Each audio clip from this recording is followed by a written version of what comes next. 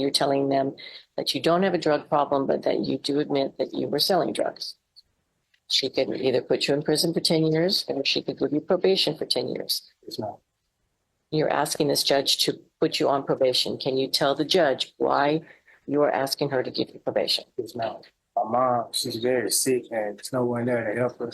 And she needs me there with her. I will tell you, it is very rare for the court to see people admit to selling drugs and saying, no, I don't have a drug problem. I just sell drugs. If you love your mom, like you say you love your mom, then you need to stop doing this because you're breaking her. This courtroom moment is one for the books. We've got a man standing before Judge Boyd, facing a very real choice, 10 years in prison or 10 years of probation. Now, here's the kicker. He admits flat out that he's been selling drugs, but swears he doesn't actually have a drug problem. Let that sink in. Most people walk in here denying everything, begging the court for sympathy, but this guy, he's basically saying, yeah, I sell drugs, but I don't use them. And when the judge presses him, why should she even consider probation? He breaks out the classic line, his mom is sick and needs him at home. It's emotional, sure, but Judge Boyd isn't buying excuses so easily. Each cause number, according to the plea bargain agreement, punishment is to be assessed at 10 years in the prison. There's a $1,500 fine. The state is opposed to your application of community supervision. The cause numbers are to run concurrently, and they're taking 2 cases into consideration. State, do you have any witnesses? No, you are. Defense, any witnesses? I would just call my client, Your Honor. All right, can you raise your right hand for me? Do you solemnly swear or affirm the testimony you give will be the truth and nothing but the truth, so help you God? Yes, ma'am. All right, you can lower your hand if you'll state your name for the record, please. All right. Thank you, Your Honor.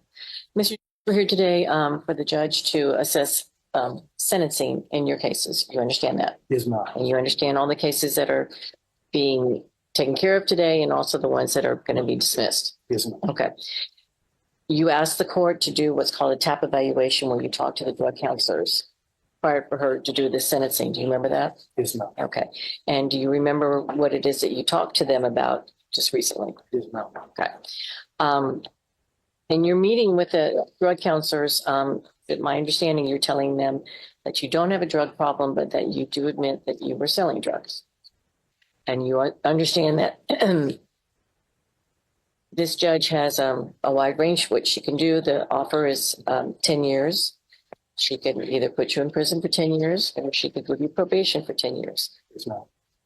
You're asking this judge to put you on probation. Can you tell the judge why you are asking her to give you probation? Yes, ma'am. My mom, she's very sick and there's no one there to help her. And she needs me there with her. And I know I can do better. I know I messed up. Well, let me ask you this. How long has your mom been very sick? It's been about 6 months. All right. So why would you put yourself in this situation to be going to prison knowing that your mom may or may not need you? I just had to make some money. Why not get a job? It was just didn't have enough time. Oh, sure. There are plenty of places to work. No, I mean, at the time, I needed quick money. And Why did you need quick money? Because my pockets was flat and we couldn't eat. Oh, they have places where you can get food for free. Just now. And who is this we could not eat? Well, speaking of me, my mom had food in the house, but me and myself, me. All right. Yes. And so at this point, you understand that the judge has total control of what she can decide to do. Just now. Other than your mother being sick, what other concerns do you have and why you're asking this court to grant you probation? But I know I feel it above my head, but I know I can do better. Do you think that you could comply with the terms and conditions of probation? I know I can. You'd have to report once a month. You'd have to stay out of trouble. Yes, ma'am. You can't hang around with people who sell or use drugs. Yes, ma'am. And you can't sell or use drugs yourself. Right. But you feel that you could comply at this time in your life. Yes, ma'am. I know I can. Pass witness, Your Honor. State, any questions? All right. So what is his criminal history? Yes, please. Defense, any objections to the court reviewing the criminal history? No objection, Your Honor. She fires back with the obvious. If you really love your mom, why risk prison by selling drugs in the first place? Why not get a job, any job? And his answer? I needed quick money. Folks, that's the problem right there. Quick money doesn't stay quick. It lands you exactly where he's standing now, in front of a judge holding the power to decide your entire future. This is where things start to turn. The courtroom can feel the tension. Is Judge Boyd going to show mercy, or is this man's long history finally about to catch up with him? Because let me tell you, this isn't his first trip down this road. When it comes time for sentencing, Judge Boyd does not hold back. She acknowledges how rare it is for someone to admit they sell drugs while claiming they don't use them. But she also makes it crystal clear, if you've got people you claim to care about, like your sick mother, you think about them before you go breaking the law. And with that, she drops the hammer. 9 years in prison, a 2,500 fine. Case closed. She even warns him, next time he catches a felony, he won't be looking at 9 years.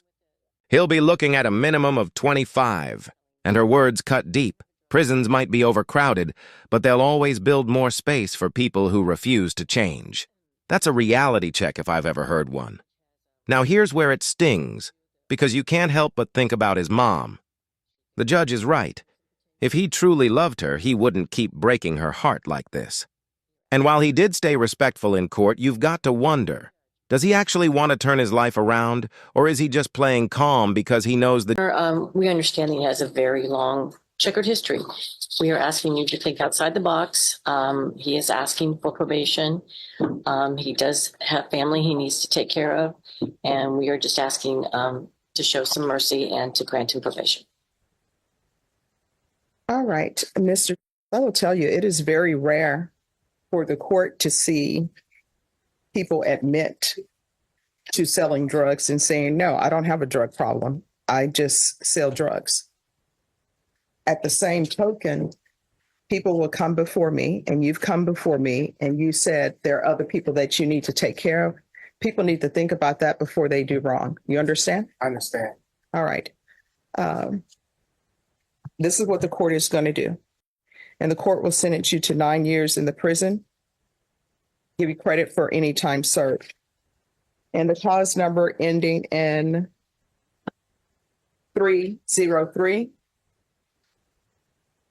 Court will find you guilty. The court will sentence you to a $1,500 fine. Time and money will run concurrent. Sentence you to 9 years in the prison. Give you credit for any time served. This will run concurrent with 2024. Did you review the document entitled Trial Court Certification of Defendant's Rights to Appeal with your attorneys? Did you understand it and sign it? Yes. All right, because these are plea bargain agreements, because I followed your plea bargain agreement, I've actually given you something less than you bargained for. And because you waived your right to appeal, you do not have the court's permission to appeal. Because these are felony convictions, you're not allowed to own or possess any weapons or ammunition. If you have a question over what a weapon or ammunition is, you'll need to speak to an attorney. Do you understand? Yes, ma'am. All right, we can go off the record. Here's the thing.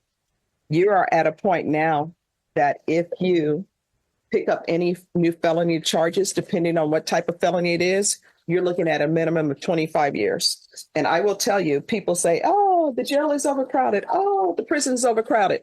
Guess what? People will always build new prison. They'll always find space for you. And if a cell is only supposed to have 10 people in it, if they need to put 20 people in that cell, they're going to put 20 people in that cell, whether it's a violation of federal law or not. You understand? Yes, ma'am. So if you love your mom, like you say you love your mom, then you need to stop doing this because you're breaking her heart. You understand? Understand. All right. Good luck to you. Okay. No, thank you. You're welcome. Thank you, Your Honor. Maybe excuse. He has some dismissal, so he'll have it.